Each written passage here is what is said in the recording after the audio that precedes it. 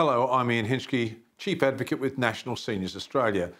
And we're talking with Peter Vincent from Aged Care Management Australia about the training issues in aged care. Now, Peter, we keep hearing about the workforce in aged care and some of the problems there. What is the biggest problem with aged care and its workforce at the moment? Thank you, Ian. There's a number of issues that we have with our workforce. The biggest issue is that we have the largest proportion of aged care workforce is made up of what we call Certificate 3 staff. The training within Certificate 3 is a very minimalistic approach to the skill sets that these staff will require. I'm told you can do it online. That seems worrying to me, that you would be able to do a course online and then be qualified. It's a significant issue for the industry. You can certainly, there are a number of online courses that you can do where you complete your coursework without any supervision. You simply answer multiple choice questions. You then have to go and find an aged care provider to give you some work experience, which is usually around about 4 weeks. That's an unpaid work experience period. At the completion of that, someone gives you a certificate that says you've completed the course and you're able to go and find a job. Do you think there are people out there who have had someone else do the online course for them because there's no way that you can check that the person has done it appropriately themselves? Yeah. Look, I think that is always a possibility. We have some very good trainers of Certificate 3, like we run TAFE programs across the state, in all states. I think they have TAFE level training. But you can't guarantee someone doing it online that it's not being done by the person next door or somebody else. Well, should we get rid of the online training, because otherwise you don't really know what you're getting? Absolutely. I think from our perspective, Aged Care Management Australia's position has always been that training needs to go back into the classroom. It needs to be an apprenticeship-style training system where students are trained and paid while they're doing their training. There needs to be a minimum academic requirement to get into the training program, and there needs to be an examination on completion.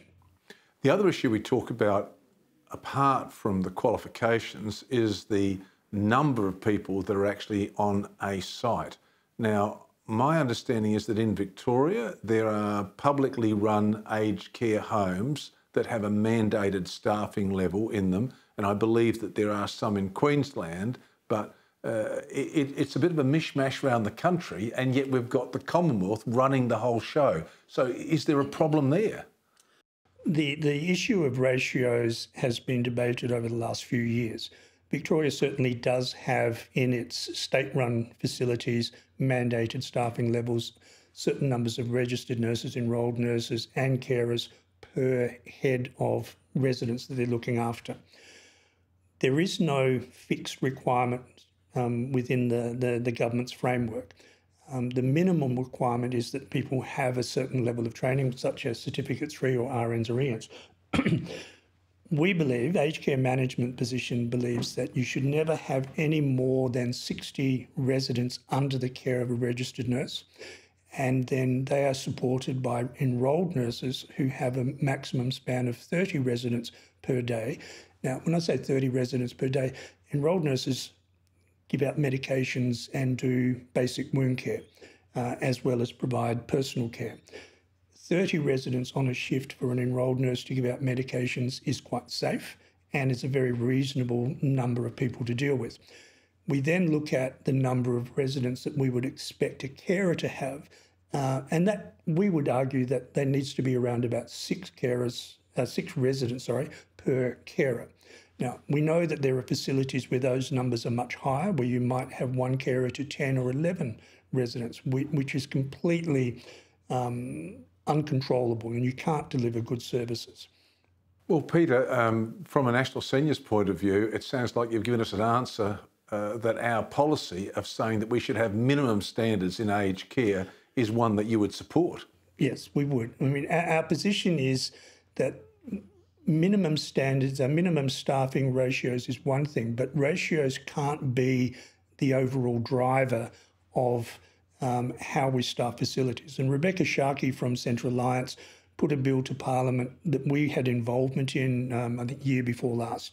And what we were calling for was not a fixed minimum staffing ratio at that time, but a flexible workforce where, depending on the acuity of the resident population, would be a driver for having more registered nurses and enrolled nurses, so higher skill sets.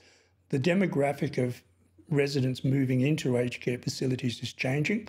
It's not so much little old ladies who need cups of tea anymore. We're having more and more complex medical illnesses that need to be cared for.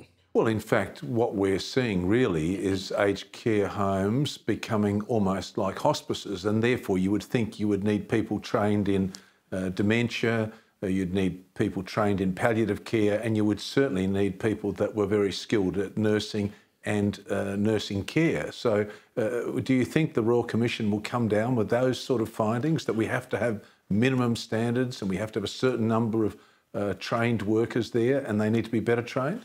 I think that's the direction that the Commission will go in, the Royal Commission. Certainly, aged care as a residential aged care, as opposed to the home care sector, will ultimately be the provider of palliative care services and high-end dementia and behavioural services. At the moment, we see, as we go around the country, there's probably about 20% of a population in a nursing home that could, if services were available, be cared for in their own home. So we know that there are huge waiting lists for home care services, and the funding is just not there. So those people are gravitating into residential care prematurely. We've worked in facilities where residents are still driving their own cars and they're still going shopping and coming back and insisting on having somebody give them a shower. Because they see that as some sort of entitlement. But it's a complete imbalance, and the use of resources is completely inappropriate. Thank you very much for your time. You're welcome.